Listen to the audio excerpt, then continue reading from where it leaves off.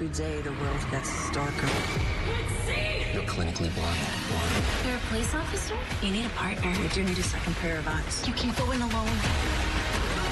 I'm not alone. I've got you. Sight Unseen. New episode Wednesday at 9/8 Central on the CW. Don't miss the true crime docuseries Crime Nation, Tuesdays at 8/7 Central on the CW. Now at 10, honoring a 22-year-old firefighter recruit struck and killed on the 101 freeway. Tonight, remembering Jacob Fuerte and the search for the driver who hit him and didn't stop. Plus, the man accused in 2 brutal assaults in Venice, charged with attempted murder, torture, and sexual assault. We have the latest on the victims and the suspect. And she has been named USC's valedictorian, but Esna Tebessum won't be allowed to deliver a speech at graduation. Reaction to the university's controversial decision now on the news at 10.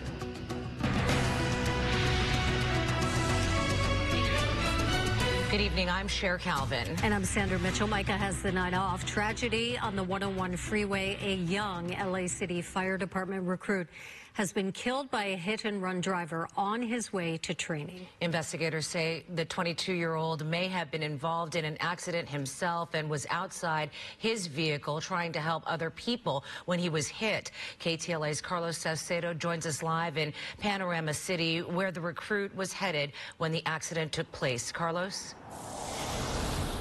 Ladies, this is the training facility here in Panorama City that Jacob Fuerte was heading to this morning, but he never made it. His life tragically cut short in a hit-and-run collision. Tonight, the California Highway Patrol, they're investigating. They're asking for the public's help.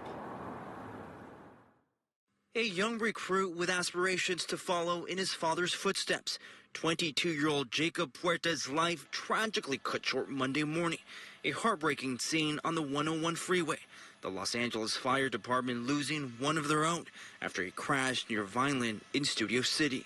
He was likely in his own vehicle driving to what we call a drill tower. LA City Fire says the recruit was on his way to receive routine training at Drill Tower Fire Academy in Panorama City around 5 a.m.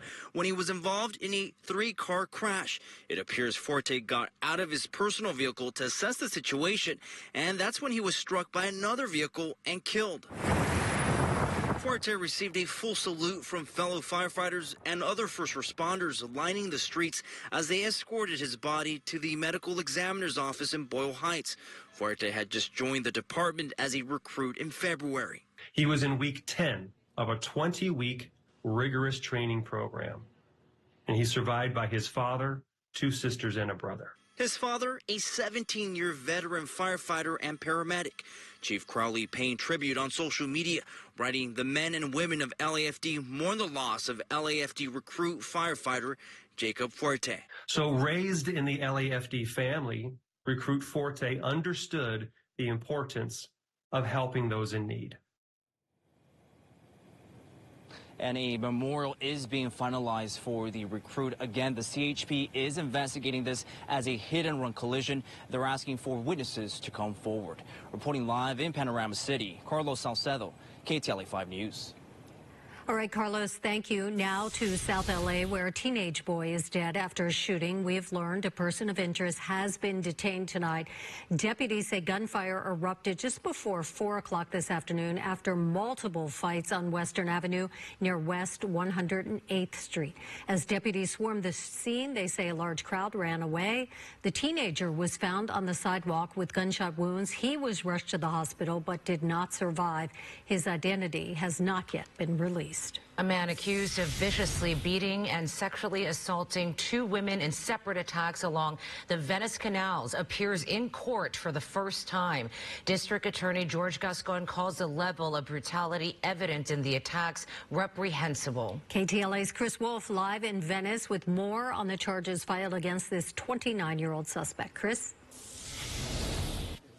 Good evening, Sandy and Cher. Cameras were not allowed in court today when prosecutors charged 29-year-old Anthony Francisco Jones with several felonies, including attempted murder and rape. And we are also learning tonight that an extensive system of security cameras here in Venice helped police capture